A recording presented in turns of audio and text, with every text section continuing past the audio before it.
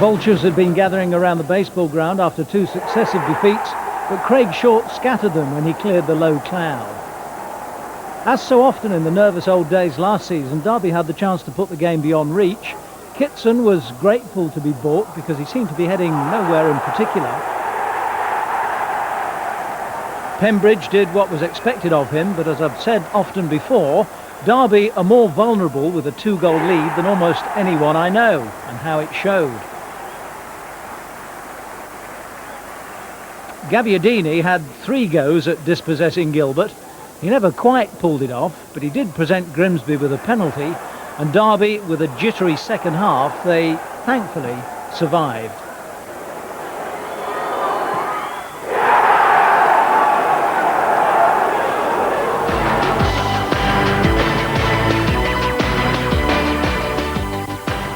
Stoke City went to pieces though, but what a return to action for Dave Robinson, scoring with this over-the-shoulder uppercut.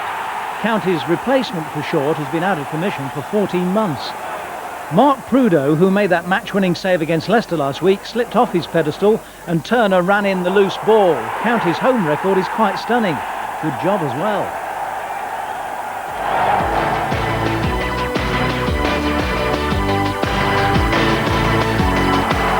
I said a couple of weeks ago, watch out for Portsmouth. Birmingham tried their best, but it wasn't good enough with McLaughlin and Walsh orchestrating the show. Miller in the Blues goal had covered himself in glory, but what could the poor chap do here? Terrific finish by Stimson, and even he was dumbstruck.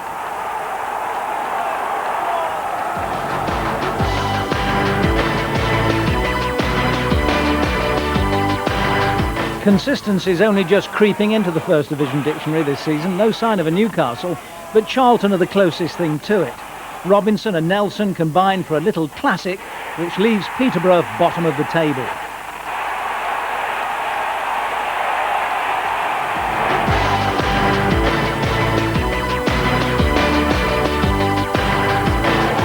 Do you need reminding what a 9-second goal looks like?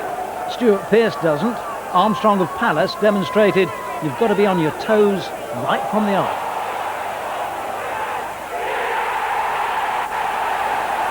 Might have demoralised Viv Anderson's struggling troops, but Redfern came swooping in for as good an equaliser as you'll see. Palace were dreaming again.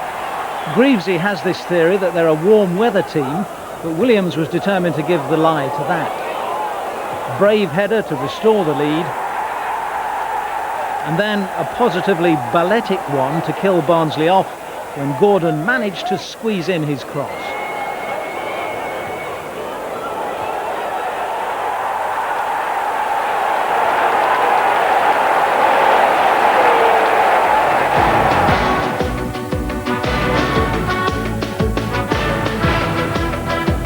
Millwall are a funny side, but then so are Tranmere, second from the top, and yet thoroughly put in their place at the new den. The Australian international Mitchell unhinged them with this. And Goodman must have felt like Moses when the waves parted before him. "Be our guest," said Tranmere. "Oh, you're so kind." And that was only the half of it. Nixon in the Tranmere goal made life impossible for his team by passing to Kennedy, failing to recover in time to hold on to the shot, and hitting the deck again as it became 3-0. Since Millwall have been struggling to hold a mid-table position, it makes you wonder why a team with promotion ambitions made such heavy weather of it. They didn't have Aldridge, it's true, and Jones' tidy little consolation wasn't really a consolation at all.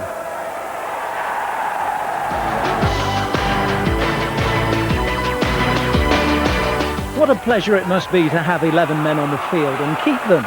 Watford were loving numerical parity, and Dyer gave Solomon a chance he couldn't refuse. They looked good against one of the First Division's most improved outfits, but as they were always likely to do, City snapped back through Martin with a quarter of an hour to go. Whoosh.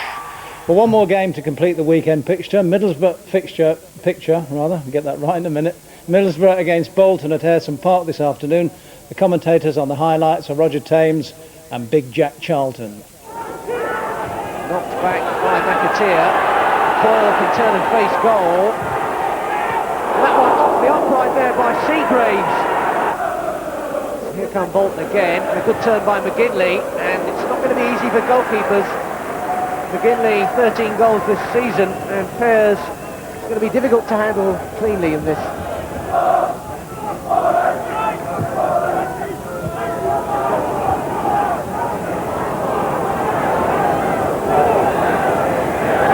Still there under pressure, and McGinley, and that's a goal for Bolton. John McGinley gives Bolton the lead, 10 minutes to go. Rio Todd not giving too much away, but perhaps it was Barry giving too much away there. Yeah, giving far too much away.